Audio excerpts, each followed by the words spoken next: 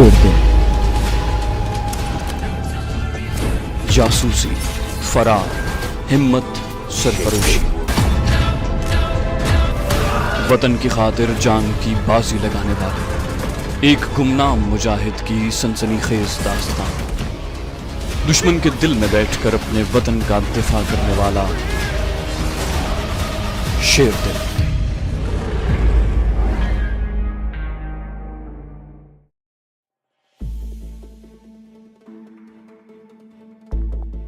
जहां कर्नल वाडीकर की बीवी की सहेली का क्वार्टर था, उससे कोई आधा किलोमीटर पहले बरसाती नाले का एक छोटा सा पुल था। बरसाती नाला खुश्क था। उस नाले की एक तरफ घाटी थी और दूसरी तरफ वीरान सा मैदान था, जहां जवार की ऊंची ऊंची फसल खड़ी थी। हमने कर्नल की बीवी को अगवा करने के लिए इस पुल का इंतखाब किया, क्योंकि लाजमी बात थी कि इस पुल का मोड़ मुड़ते वक्त कर्नल की बीवी गाड़ी की रफ्तार आहिस्ता करेगी। मैंने कमांडो मजीद भट्ट और समद भट्ट को पुल की दोनों जानिब वो जगह बता दी जहाँ वो पोजीशंस लेकर घात लगाकर बैठेंगे। एक मुजाहिद अचानक सड़क के दरमियान में आकर गिर पड़ेगा। सरला देवी गाड़ी को ब्रेक लगाएगी। इस दौरान कमांडो मजीद और समद भट्ट अचानक निकलकर सरला देवी को इस तरह काबू करेंगे कि वो कोई आवाज न निकाल सके। फिर उसे उसकी गाड़ी से निकालकर खेतों की फसल में छुपी हुई अपनी जीप में ले आएंगे और वहां से उसे लेकर खुफिया कमीनगाह की तरफ रवाना हो जाएंगे। इंसान प्रोग्राम तो बड़े सोच समझ कर बनाता है, मगर कुछ पता नहीं होता कि ऐन वक्त पर जाकर क्या से क्या हो जाए और सारा प्रोग्राम और मंसूबा धरे का धरा रह जाए और खुद आदमी की अपनी जिंदगी खतरे में पड़ जाए।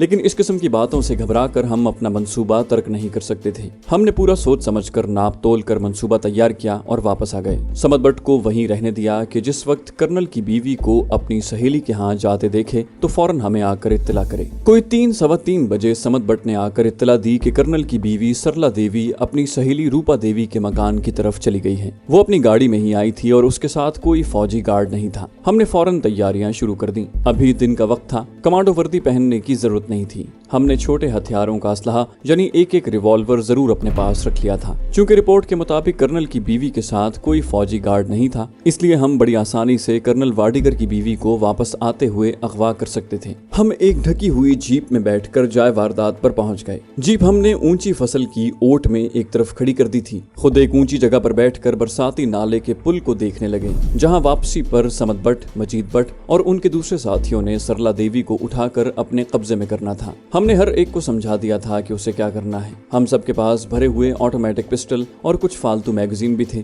लेकिन हमें यकीन था कि फायरिंग की नौबत नहीं आएगी। अब हमें इंतजार करना था। ये काम बड़ा सब्र आजमा था। दिन ढलता गया। सूरज श्रीनगर की मगरबी पहाड़ियों के पीछे छुप गया। नाले के पुल के करीब ही आमने सामने घात लगाकर झाड़ियों में छुपे हुए थे। वो हमें नजर नहीं आ रहे थे। कर्नल की बीवी सरला देवी की गाड़ी के पुल पर आते ही एक मुजाहिद को निकलकर अचानक सड़क के दरमियान गाड़ी से कुछ फासले पर गिर पड़ना था। कर्नल की बीवी ने जल्दी से ब्रेक लगानी थी। इस दौरान दोनों जानिब से कमांडो मजीद भट्ट और समद भट्ट ने पिस्तौल हाथ में लेकर गाड़ी में घुस जाना था। कर्नल की बीवी को पिस्तौल दिखाकर काबू करना था और उसी गाड़ी को घुमाकर ऊंची फसल की तरफ ले जाना था, जहां ऊंची जगह पर हम बैठे हुए थे। गाड़ी में से कर्नल की बीवी को घसीट कर निकालना और उसे अपनी जीप में डालकर वहां से निकल जाना था। हमें बाद में उन्हें खुफिया कमीनगाह पर मिलना था और उसके बाद कर्नल वाडीकर को इत्तला भिजवानी थी कि अगर वो अपनी बीवी को वापस लेना चाहता है तो शमसुद्दीन की बहू नूर बानो को हमारे पास पहुंचा दे और अपनी बीवी वापस ले जाए। अगर उसने 2 रोज के अंदर अंदर नूर बानो को इज्जत व आबरू के साथ वापस न किया तो उसकी बीवी की लाश के टुकड़े उसके कैंप में पहुंचा दिए जाएंगे। ऐसा हमने करना नहीं था, क्योंकि हम कभी किसी औरत पर, खा उसका ताल्लुक किसी मजहब से हो, खा वो दुश्मन की बीवी और माँ बहन ही क्यों ना हो, कभी जुल्म नहीं करते, बल्कि उनका एहतराम करते हैं। हमारी नजरें सड़क पर लगी थी। समद भट्ट ने हमें बताया था कि कर्नल वाडीकर की बीवी जिस गाड़ी में आती जाती है उसका रंग सुर्ख है और वो भारत की बनी हुई मारुति कार है, जो छोटी होती है। अचानक दूर से हमें सुर्ख रंग की एक गाड़ी पुल की तरफ आती दिखाई दी। मैंने शिरवा से कहा, मेरा ख्याल है कि ये कर्नल की बीवी की गाड़ी है।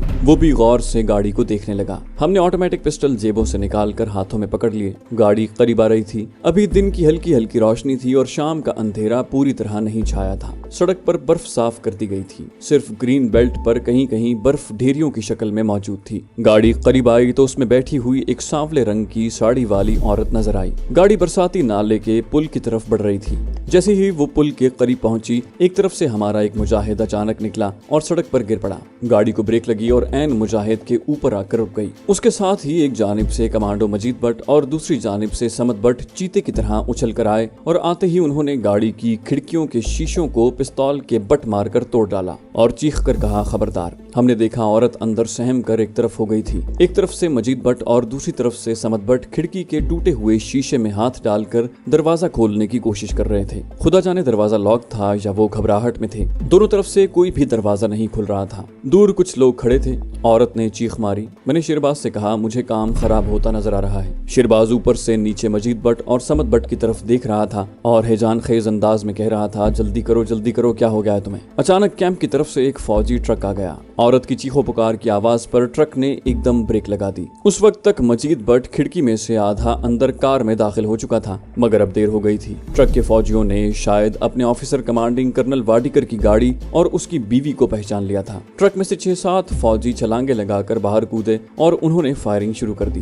पहला ब्रस्ट सीधा समद भट्ट को लगा, जो गाड़ी का दरवाजा खोलकर अंदर घुसने ही लगा था। स्टेन गन का पूरा ब्रस्ट उसके पेट में से निकल गया। वो वहीं दोहरा होकर सड़क पर गिर पड़ा। मैंने फायर करने के लिए पिस्तौल सीधा किया तो शेरबाज ने मेरा हाथ नीचे कर दिया और गुस्से में कहा, खेल खत्म हो गया है हैदर अली। कमांडो मजीद भट्ट, जो खिड़की में से आधा कार में दाखिल हो चुका था, फायरिंग की आवाज पर बाहर को निकला तो 6-7 फौजियों ने उसे अपनी अपनी स्टेन गनों के ब्रस्ट मारकर छलनी कर दिया। वो भी वहीं दोहरा होकर गिर पड़ा। कश्मीरी मुजाहिद, जो सड़क पर गाड़ी के सामने आ गया था, ये सूरत हाल देख कर भागा तो फौजियों ने उसकी टांगों में ब्रस्ट मारकर उसे भी गिरा दिया और दौड़कर पकड़ लिया। शेरबाज खान जल्दी से ये कहकर उठा, यहाँ से निकल चलो। हम दूसरी तरफ से दौड़कर नीचे आए। फसल की ओट में जीप खड़ी थी। वहां अपने दोनों मुजाहिद हैरान परेशान खड़े उस तरफ देख रहे थे जिधर से स्टेन गन्नों की फायरिंग की आवाज आ रही थी। हमें अपनी तरफ दौड़कर आते देखकर वो जल्दी से जीप में बैठ गए। समझ गए कि मामला उल्टा हो गया है। हम भी जीप में छलांग लगाकर बैठ गए। वापस चलो जल्दी। जीप वहीं से पीछे को मुड़ी और सड़क पर शहर की तरफ दौड़ने लगी। शेरबाज खान ने अपना सर दोनों हाथों से थाम लिया। मैं खुद परेशान था कि ये सब कुछ कैसे हो गया है। हमारे दोनों साथी शहीद हो गए थे, उनके बचने का सवाल ही पैदा नहीं होता था। स्टेन गन्नों के न जाने कितने ब्रस्ट उनके जिस्मों से पार हो गए थे। अगर हम उस वक्त फायरिंग कर देते तो हम अपने साथियों को तो नहीं बचा सकते थे, लेकिन खुद भी फंस सकते थे, क्योंकि ट्रक में से जो फौजी बाहर निकले थे वो मुसल्लह थे और उनकी नफरी बहुत ज्यादा थी। जीप शाम के अंधेरे में पहाड़ी कमीनगाह वाली पगडंडी के पास जाकर रुक गई। मैं और शेरबाज वहीं उतर पड़े। जीप हमें छोड़कर आगे निकल गई। हमने जीप में कोई बात नहीं की थी। अपने साथियों की शहादत से हमारे दिल बोझल थे। हम घाटियों से बचते हुए रात के बढ़ते फैलते अंधेरे में पत्थरों पर आहिस्ता आहिस्ता चल रहे थे। शेरबाज ने गमगीन आवाज में कहा, अल्लाह को यही मंजूर था। हमारी स्कीम पूरी सोची समझी थी, मगर अल्लाह की मर्जी के आगे बंदा कुछ नहीं कर सकता। मैंने कहा, कमांडो मजीद और समद भट्ट की लाशें वो लोग वहीं फेंक गए होंगे। हमें रात को लाशें उठानी चाहिए। शेरबाज खान ने धीमे लहजे में कहा, दोनों की लाशों को भारतीय फौजी साथ ही ले गए होंगे। वो हमेशा ऐसा ही करते हैं। अगर उनमें जिंदगी की रमक बाकी हो तो उनसे दूसरे कमांडो साथियों के बारे में पूछगिछ की जाएगी। अगर मुजाहिद शहीद हो चुके हों तो वो लाशों को पेट्रोल डालकर जला देते हैं। शेरबाज आह भर कर खामोश हो गया। हम अपनी कमीनगाह के करीब आ गए थे। वो जैसे अपने आप से कहने लगा, समद भट्ट और मजीद भट्ट शहीद हो गए हैं। 60-60, 70-70 गोलियां उनके बदन से निकल गई हैं। मेरे खुदा, हम कर्नल वाडिकर से अपने शहीद साथियों का बदला लेंगे। हम कल रात को पूरी कमांडो फोर्स के साथ फौजी कैंप पर अटैक करेंगे। जो होगा देखा जाएगा। नूरबानों को भी निकाल कर ले आएंगे और कैंप को भी धमाकों से उड़ा देंगे। कमीनगाह वाले गार के बाहर 3 मुजाहिद खड़े थे। हमें देखकर वो हमारे करीब आ गए। वो कमांडो ऑपरेशन का नतीजा सुनने के लिए बेताब थे। जब उन्हें कमांडो मजीद और समद भट्ट की शहादत का इल्म हुआ तो उन्होंने हाथ ऊपर उठा लिए। एक मुजाहिद ने दुआए फातिहा पढ़ी। हमने भी हाथ उठा लिए थे। दुआए मगफिरत के बाद शेरबाज खान वहीं एक तरफ बैठ गया। हम भी उसके पास बैठ गए। उसने अपने कश्मीरी मुजाहिदों को सारा हाल सुनाया और कहा, सबसे पहले हमें ये मालूम करना है कि हमारे शहीदों की लाशें उन लोगों ने कहाँ रखी हैं। हम उन्हें यहाँ लाकर खुद दफन करना चाहते हैं। एक मुजाहिद ने कहा, हो सकता है हमारे साथी शदीद जख्मी हालत में हो और अभी जिंदा हो। शेरबाज ने मायूसी के साथ सर हिलाते हुए कहा, मैंने जिस तरह उन पर स्टेन गन्नों की बौछारें पड़ते देखी हैं, उनका जिंदा बचना मुमकिन नहीं। बहरहाल आज किसी भी वक्त हमें पूरी सूरत हाल का इल्म हो जाएगा। शेरबाज ने एक मुजाहिद की ड्यूटी लगाई कि वो पता करे कि हमारे शहीदों की लाशें अगर वो शहीद हो गए हैं तो कैंप में कहाँ रखी हुई हैं, और दूसरे ये मालूम करे कि बाबू शमसुद्दीन की बहू नूर बानो अभी तक क्वार्टर गार्ड में ही है या उसे किसी दूसरी जगह मुंतकिल कर दिया गया है। मुजाहिद अहकामात सुनकर उठा और खामोशी से एक तरफ निकल गया। शेरबाज खान मुझे लेकर गार के अंदर आ गया। रात का अंधेरा जंगल में छा गया था। गार में लालटेन रोशन थी। मैंने शेरबाज से कहा, अगर हम कैंप पर कमांडो अटैक करना चाहते हैं तो हमें कैंप में फौज की नफरी और असलहे के बारे में पूरी रिपोर्ट मिलनी चाहिए। हमें ये भी सुराग लगाना होगा कि कैंप में असलहे का जखीरा किस जगह पर है। कमांडो शेरबाज नमदे के फर्श पर दीवार से टेक लगाकर बैठा किसी गहरी सोच में था। उसने मेरी बात का कोई जवाब न दिया। मैंने भी आगे कोई बात न की। कुछ लम्हों की खामोशी के बाद शेरबाज आहिस्ता से बोला, हैदर अली, हमारे वसाइल बहुत कम हैं। हमारे पास इतना असला नहीं है कि हम भारतीय फौज के कैंप पर हमला करके नूर बानो को वहां से छुड़वा सकें और कर्नल वाडीकर से अपने शहीदों का बदला ले सकें। मैंने कहा, मेरा ख्याल है कि हमें शब खून मारकर कैंप में से सबसे पहले नूर बानो को निकालना चाहिए। उसके बाद हम कैंप पर कमांडो अटैक करके उसे धमाकों से तबाह कर सकते हैं और स्कीम बनाकर कर्नल वाडीकर को भी हलाक कर सकते हैं। शेरबाज बोला, सबसे पहले हमें ये मालूम होना चाहिए कि नूर बानो कैंप में है या नहीं। रात हम सब ने बड़ी बेचैनी से गुजारी। हमारे दो बड़े तजुर्बाकार और सीनियर कमांडो एकदम से हमसे जुदा हो गए थे।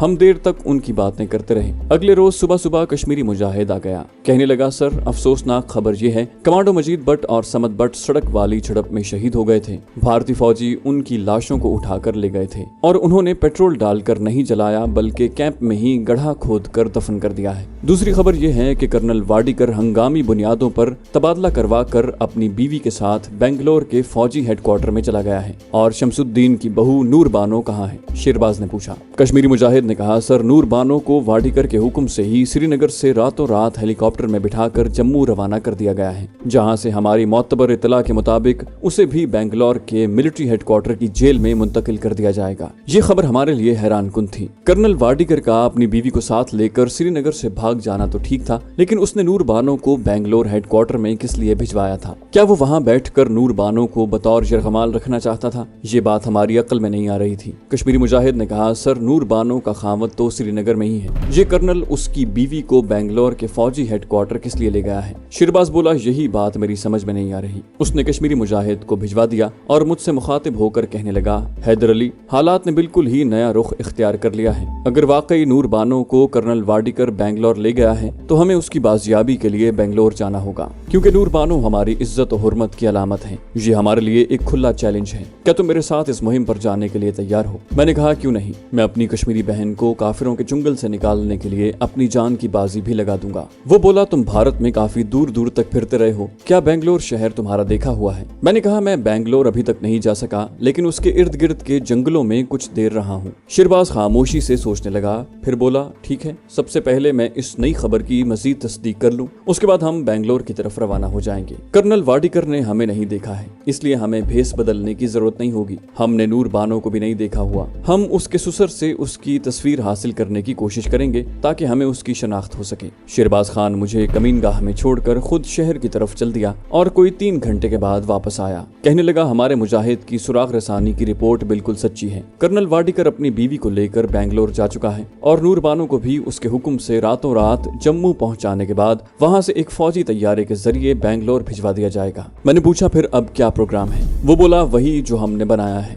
मैंने कहा, नूर बानो की तस्वीर मिली? वो बोला, तस्वीर आज किसी भी वक्त हम तक पहुंच जाएगी। मेरा ख्याल है कि हमें आज शाम को यहाँ से जम्मू की तरफ चल पड़ना चाहिए। फिर मेरी तरफ पलट कर बोला, हम जालंधर से बेंगलोर के लिए किसी ट्रेन में सवार होंगे। तुम्हें मालूम है कि बेंगलोर तक का रेल का किराया कितना होगा? मैंने कहा, ये जालंधर पहुंचकर मालूम होगा। रेल के किराए अब बढ़ चुके होंगे।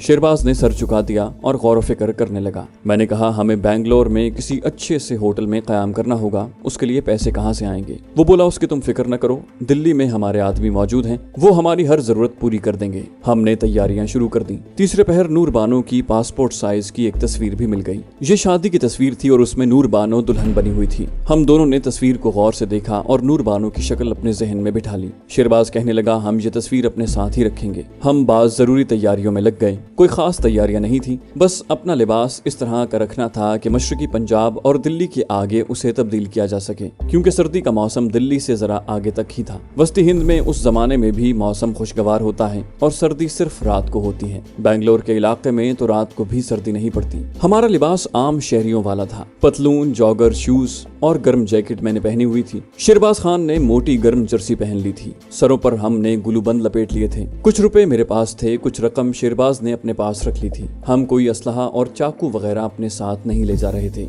ये चीजें हमें दिल्ली में अपने मुजाहिदों से भी मिल सकती थी। मैंने शिरबाज से कहा, एक बात मेरी समझ में नहीं आ रही कि कर्नल वाडिकर नूर बानो को अपने साथ बेंगलोर हेडक्वार्टर क्यों ले गया है। अगर वो उससे पूछगिछ करना चाहता है तो एक घरेलू औरत उसे क्या मालूमात फराहम कर सकेगी। शिरबाज अपने बूट के तस्मे बांध रहा था। कहने लगा, ये मेरे लिए भी एक मुअम्मा है। हो सकता है वो अपनी बीवी पर कमांडो अटैक का उस औरत से बदला लेना चाहता हूँ। ये बात तो वाज़ेह है कि कर्नल वाडिकर ने कश्मीरी मुजाहिदों के अटैक से घबरा कर अपना तबादला बेंगलोर करवाया है। मैंने कहा, लेकिन वो अपनी बीवी को बेंगलोर भिजवा कर खुद यहाँ रह सकता था। एक तो वो खुद बेंगलोर चला गया और फिर नूर बानो को भी साथ ही ले गया। शिरबाज खान कहने लगा, जो कुछ भी हो, हमें बहरहाल अपनी बहन को बेंगलोर मिलिट्री हेडक्वार्टर से या जहाँ भी वो कैद होगी वहाँ से निकाल कर वापस श्रीनगर उसके घर पहुँचाना है। यही हमारा मिशन है और हमें उस पर अपनी तवज्जो मरकूज रखनी चाहिए। जब सूरज श्रीनगर की मगरबी पहाड़ियों में गुरूब हो गया तो हम अपनी कमीनगाह से निकल पड़े। मैंने यूं ही अपना शक दूर करने के लिए पीछे झाड़ियों में जाकर देखा। लकड़ी की डिब्बी खाली पड़ी थी। मेरा दोस्त सांप अभी तक वापस नहीं आया था। खुदा जाने वो कहां से कहां निकल चुका था। ये भी हो सकता था कि उसे किसी ने मार दिया हो या फिर किसी न्योले ने उसे हलाक कर दिया हो। मैंने अपने सांप दोस्त का ख्याल दिल से निकाल दिया। हम खुफिया पहाड़ी रास्तों पर चल रहे थे। सिविल और मिलिट्री इंटेलिजेंस हमारे पीछे लगी हुई थी, इसलिए हम शहर के किसी लारी अड्डे से लारी में सवार नहीं हो सकते थे। ये सारे रास्ते शिरबाज खान के देखे भाले थे। मैं भी इन रास्तों से काफी वाकिफ हो चुका था। हम आहिस्ता आहिस्ता चल रहे थे। रास्ते में कहीं कोई चश्मा आ जाता, कोई बरसाती नाला आ जाता। जैसे जैसे हम नीचे मैदान में उतर रहे थे, बर्फ कम होती जा रही थी। हम कई घाटियों में से गुजरे, आखिर एक सड़क पर आकर बैठ गए। यहाँ से जम्मू को जाने वाली लारियां गुजरती थी। हमारे हुलिये ऐसे थे कि आम शहरी लग रहे थे। एक दो लारियों को हमने हाथ दिया, वो मुसाफिरों से भरी हुई थी, इसलिए गुजर गई। आखिर एक लारी को हाथ दिया तो वो ठहर गई। हम उसमें बैठ गए और लारी जम्मू की तरफ चल पड़ी। मैं श्रीनगर से जम्मू तक के रास्ते की तफसील में नहीं जाना चाहता। हम जम्मू पहुंच गए। रास्ते में एक जगह पुलिस की चेक पोस्ट पर चेकिंग हुई, लेकिन हमें किसी ने कुछ न कहा, क्योंकि पुलिस ने अभी तक उस इलाके के अखबारों में हमारे फोटो नहीं दिए हुए थे।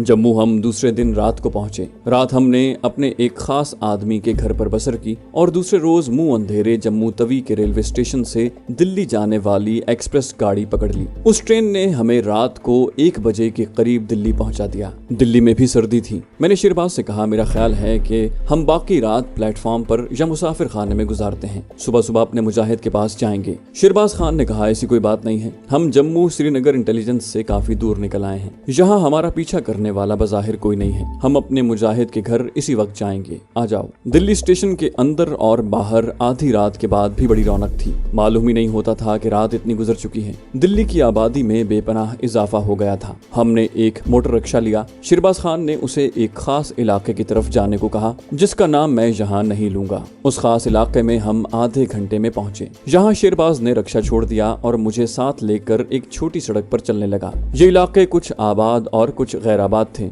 गहरी और सर्द रात होने की वजह से सड़क पर कोई आदमी दिखाई नहीं देता था। हम मोड़ घूम कर दूसरी सड़क पर आए तो एक चौकीदार लठ हाथ में पकड़े हमारे सामने आ गया। कौन हो यहाँ? इतनी रात गए, कहाँ से आ रहे हो, कहाँ जा रहे हो? शिरबाज खान ने कहा, भाई साहब गाड़ी लेट हो गई थी, पानीपत से आ रहे हैं, इधर हमारे चचा का मकान है, रिक्शा नहीं मिला था। शिरबाज खान ने फर्जी चचा जान का फर्जी नाम और उसका फर्जी एड्रेस भी फरफर करके बता दिया और कहा कि चचा जान पुलिस के रिटायर्ड इंस्पेक्टर हैं। चौकीदार पर शिरबाज खान की जबान की रवानी का खातिर खा असर पड़ा। कहने लगा, मियाँ बाएं जानिब वाले दरख्तों से बचकर जाना, उधर कहते हैं रात को कोई आसेब फिरता है। शिरबाज खान ने हंसकर कहा, भाई साहब हम खुद आसेब हैं, हमें कोई आसेब कुछ नहीं कहेगा, और हम आगे चल दिए। आगे हम अपने कश्मीरी मुजाहिद के मकान पर पहुंच गए। वो शिरबाज खान से गले लगकर मिला। शिरबाज ने उससे मेरा तारुफ करवाया, वो मुझसे भी गले लगकर मिला। उसके बाद शिरबाज खान ने उसे अपने मिशन की पूरी तफसीलात बताई। वो कहने लगा, बेंगलोर यहाँ से बहुत दूर है, ये सूबा आंध्र प्रदेश में है और बहुत बड़ा शहर है।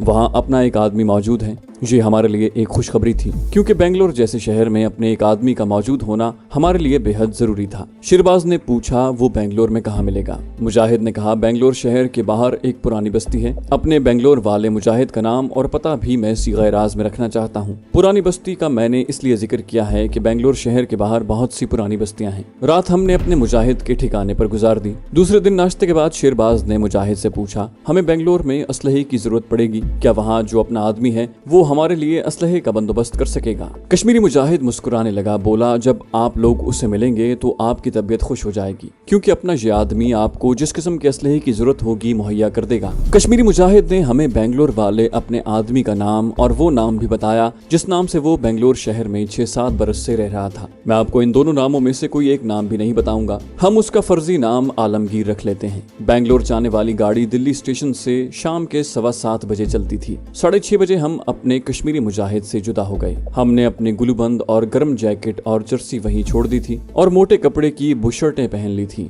क्योंकि हमें दिल्ली से नीचे जुनूब की तरफ जाना था, जहां सर्दी आहिस्ता आहिस्ता कम होते होते बिल्कुल गायब हो जाती है। ये कोई एक्सप्रेस ट्रेन थी, उसका नाम भी था जो मुझे याद नहीं रहा। ट्रेन रात के 8 बजे चली। हम 3rd क्लास में बैठे थे। मुझे मालूम था कि ये बड़ा लंबा सफर है। बेंगलोर अगरचे मैं कभी नहीं गया था, मगर उस शहर के करीब से होकर नीचे जुनूब की तरफ 2-3 बार गुजरा था। बेंगलोर के बारे में मैंने ये भी सुन रखा था कि वहाँ संदल के जंगल हैं और संदल के दरख्त शहर की सड़कों पर भी इस तरह खड़े हैं जिस तरह हमारे यहाँ सड़कों पर पीपल और टालियों के दरख्त होते हैं। मैंने ये भी सुना था कि कॉरपोरेशन और पुलिस का अमला रात को शहर में गश्त लगाकर संदल के इन दरख्तों की रखवाली करता है, क्योंकि जिस तरह हमारे शहरों में चोर गटर के ढक्कन उतार कर ले जाते हैं, इसी तरह बेंगलोर के चोर रात को ट्रक लेकर आते हैं। 3-4 चोर होते हैं, सड़क के किनारे ट्रक खड़ा करते हैं, संदल के दरख्त को बैटरी से चलने वाली आरी से काटते हैं, उनके टुकड़े करते हैं, ट्रक पर लादते हैं और रफू चक्कर हो जाते हैं, क्योंकि संदल की लकड़ी वहाँ बड़ी महंगी बिकती है। ट्रेन दिल्ली से चल पड़ी। बस फिर अल्लाह दे और बंदा ले,